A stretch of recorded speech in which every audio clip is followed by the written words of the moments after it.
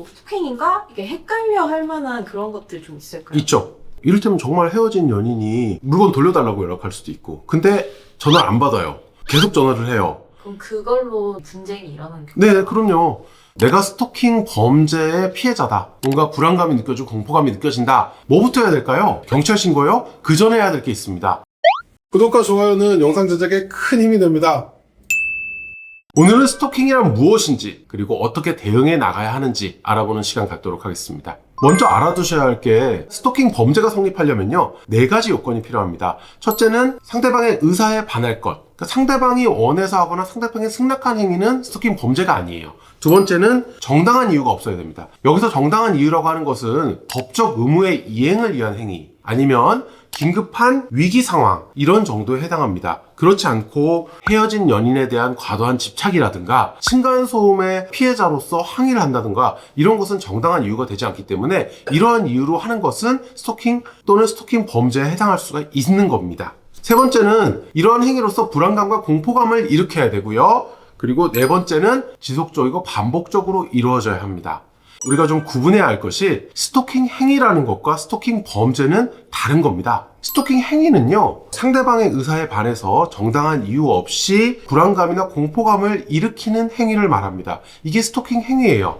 그러면 스토킹 범죄는 뭐냐? 이러한 행위를 지속적이고 반복적으로 하는 것을 말합니다. 그러니까 예를 들자면, 실현당한 연인들이 하는 행위가 어떻게 보면 스토킹 행위에 해당할 수가 있어요. 찾아가거나 전화를 걸거나 집 앞에 뭔가 편지 같은 것을 갖다 놓거나 이런 것이 다 스토킹 행위입니다. 그런데 이 스토킹 행위는 범죄가 아니에요. 그러니까 실현당한 연인들이 다 범죄자는 아닙니다. 어떻게 해야 범죄라고요? 이런 행위를 지속적이고 반복적으로 하게 되면 그것이 스토킹 범죄에 해당해서 형사처벌 대상이 된다. 처벌 수위는요, 3년 이하의 징역, 3천만 원 이하의 벌금에 해당하고요. 만약에 흉기나 위험한 물건을 휴대하거나 이용해서 스토킹 범죄를 하는 경우에는 5년 이하의 징역 또는 5천만 원 이하의 벌금에 해당하는 중한 처벌을 받게 됩니다. 그러면 스토킹 범죄의 유형이 몇 가지가 있는데요. 하나하나씩 살펴보도록 하겠습니다. 첫째는 미행이나 접근입니다. 상대방이나 동거인 가족에게 접근하거나 따라다니거나 진로를 방해하는 행위를 말합니다. 반드시 신체 접촉이 있어야 되는 것은 아니고요. 뒤를 밟거나 쫓아다니는 것만으로도 이 스토킹 범죄에 해당할 수가 있습니다.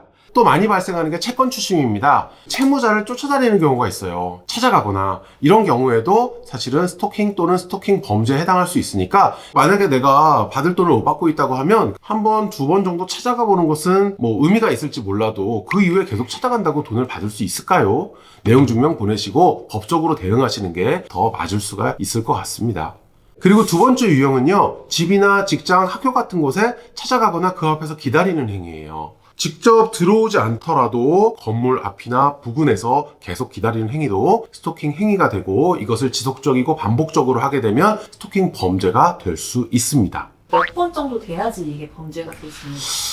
그거는 사실 굉장히 주관적이고 상대적인 건데요. 뭐 서너 번 찾아가도 스토킹 범죄에 해당할 수가 있고요. 하지만 뭐 5번, 10번, 20번 집착하시는 분들은 그렇게 막 찾아와요. 그런 경우에는 명백하게 스토킹 범죄에 해당하겠죠. 실무적으로는 한 5번에서 10번 정도만 찾아와도 스토킹 범죄라고 우리가 구분을 하고 있습니다. 한두 번 찾아가는 거는 애매할 수 있잖아요. 예. 근데 만약에 그때 좀 이렇게 위협을 가했다? 가한다거나 신체 접촉이 있었어요. 그러면은 아니, 그거는 위협을 했다면 협박죄, 그리고 신체 접촉을 했다면 폭행죄나 상해죄가 문제가 될 거고요. 그거 자체가 한두 번 찾아갔을 때는 스토킹 범죄에는 해당하지 않겠죠. 그리고 세 번째 유형은요, 반복적인 연락입니다. 전화를 이용하든 문자 메시지, 카톡, 그 밖에 여러 가지 정보통신망을 이용해서 계속적으로 연락을 하는 것이죠. 뭐 친구 사이에 반복적으로 연락하는 게 뭐가 문제가 되겠습니까? 하지만 일방적으로 상대방의 의사에 반해서 계속적으로 연락을 하는 것은 스토킹 범죄에 해당할 수가 있습니다. 특히 요새는 DM 같은 거 보낼 때도 한 번 보내고 2번 보내는 것이 아니라 집요하게 상대방이 거부 의사를 표했는데도 지속적이고 반복적으로 DM을 보내면 이것도 스토킹 범죄에 해당할 수가 있다는 점 명심하셔야 될 것 같습니다. 그리고 네 번째 유형은 물건을 전달하거나 설치하는 행위입니다. 직접 가거나 아니면 제3자를 통해서, 배달원을 통해서도 할 수 있겠죠. 물건이나 편지 같은 것을 전달하거나 집이나 직장 앞에 두는 행위를 말합니다.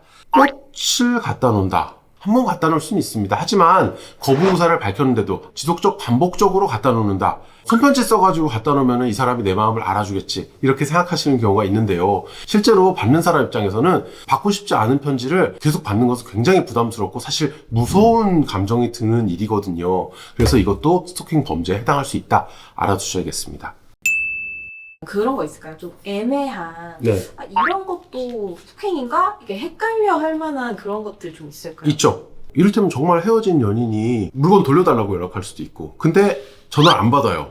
계속 전화를 해요. 그럼 그걸로 분쟁이 일어나는 경우가 네, 그럼요. 그 헤어진 연인이 계속 전화를 오는 거예요. 무서워서 안 받아요. 아니면 싫어서 안 받아요. 그러다가 너무 많이 전화가 오니까 스토킹으로 신고를 해요. 스토킹 범죄다. 근데 알고 봤더니 내 노트북 돌려달라. 왜 안 돌려주냐? 아니면 그때 나한테 빌려간 돈 왜 안 주냐, 뭐 이런 걸 수도 있어요. 그 말을 전하기 위해서 전화를 계속 했는데 오해를 한다거나. 근데 사실 그렇게 전화 많이 할 필요 없죠. 문자 메시지 남기거나 아니면 이메일 보내면 되는 거니까 사실 방법도 잘못됐다고 보이긴 하는데 그렇게 좀 애매한 부분이 있을 수 있습니다. 그러면 내가 스토킹 범죄의 피해자다, 이렇게 생각이 들 때 어떻게 대응해야 될지 알아보겠습니다. 뭐부터 해야 될까요? 경찰 신고요? 그 전에 해야 될 게 있습니다. 거부 의사를 명확하게 밝히시는 거예요. 문자 메시지를 보내든 이메일을 보내든 면전에서 이야기를 하든 거부 의사를 명확하게 밝히세요. 왜냐하면 스토킹 범죄의 요건 중에 첫 번째 요건이 뭐였습니까? 상대방의 의사에 반한다는 건데 이게 나중에 쟁점이 될 수가 있습니다. 상대방은 나를 좋아하는 줄 알고 아니면 연락하는 것, 찾아가는 것을 싫어하지 않는 줄 알고 그랬다라고 할 수가 있거든요. 내가 명확하게 거부 의사를 전달하고 그것을 증거로 남겨놓으시는 게 필요합니다. 카톡이나 문자 메시지 같은 경우에는 당연히 기록이 남을 거고요. 면전에서 해야 될 경우에는 녹음을 해두시는 것도 방법이겠죠. 그런데 이렇게 명확하게 거부 의사를 전달했는데도 계속 연락하거나 찾아오거나 집 근처나 학교 근처, 직장 근처를 배회한다 라고 하시면 그때는 어떻게 될까요? 당연히 경찰에 신고를 하셔야 됩니다. 이게 스토킹 범죄가 참 별거 아닌 것 같다라고 많이 생각하시는 경우가 있는데 폭행이나 상해, 때로는 납치까지도 이어지는 아주 중대한 범죄로 비화될 수 있는 그런 가능성이 있어요. 그렇기 때문에 이게 스토킹 범죄에 해당한다고 생각하시면 빨리 신고를 하시는 것이 좋습니다. 그래서 일단 신고를 하면 스토킹 처벌법에 따라서 경찰은 응급조치를 취하도록 되어 있습니다. 현장에 즉시 출동을 해야 되고요. 제지를 하거나 중단하라는 통보를 하거나 아니면 처벌받을 수 있다는 것을 서면으로 경고하도록 되어 있습니다. 그리고 분리하고 만약에 스토킹 범죄에 해당한다고 판단이 되면 범죄로 입건을 해서 수사를 하게 되겠죠. 그리고 또 긴급 응급조치라는 것이 있습니다. 스토킹 행위가 지속적 반복적으로 행해질 우려가 있다. 즉 스토킹 범죄가 우려가 된다. 이런 경우에 긴급 응급조치라는 것을 경찰이 하게 되는데요. 주거 등으로부터 100m 이내 접근금지, 전기통신을 위한 접근금지를 명령할 수가 있습니다. 그리고 법원의 잠정 조치도 가능한데요. 스토킹 범죄 중단에 관해서 서면으로 경고장을 보낼 수도 있고요. 100m 이내 접근 금지나 전기통신망을 이용한 접근 금지, 전자장치 부착 명령을 할 수도 있습니다. 경찰이 알아서 조치하는 경우도 있고요. 내가 그런 것을 요청해서 경찰이 조치를 취해주는 경우도 있습니다. 당연히 신고를 하실 때 이런 조치가 가능한지 물어보시고 가능하다고 하면 요청하시는 것도 방법입니다. 그리고 이게 스토킹 범죄인지 아닌지 헷갈리실 수 있어요. 일단 신고하세요. 범죄인지 아닌지는 경찰이 나와서 판단해 줄 겁니다. 경찰이 수사 과정을 통해서 밝혀줄 거예요. 신고를 하시면 신고만으로도 어쨌든 가해자가 그런 행위를 중단할 가능성이 높아집니다. 그래서 일단 내가 위기에 처했다, 내가 스토킹 범죄의 피해자다, 뭔가 불안감이 느껴지고 공포감이 느껴진다, 이런 상황이라고 하시면 신고부터 하시는 것을 권해드립니다. 범죄 신고나 고소를 하실 때는 직접 하시는 것도 가능하지만 전문가인 변호사의 조력을 받아서 증거 수집이라든지 경찰 조사를 받을 때 같이 동석하시는 것도 필요할 수 있습니다. 아무래도 많이 불안하시고 무섭잖아요. 그럴 때 혼자 대응하시기보다는 변호사 같은 전문가의 조력을 받으시는 게 좋을 수 있어요. 무엇보다 중요한 건 여러분들의 안전입니다. 헷갈릴 때 어떻게 하라고 말씀드렸죠? 일단 신고하세요. 상담이 필요하시면 언제든지 연락 주시고요. 오늘 영상도 좋으셨으면 구독과 좋아요 부탁드리겠습니다. 감사합니다.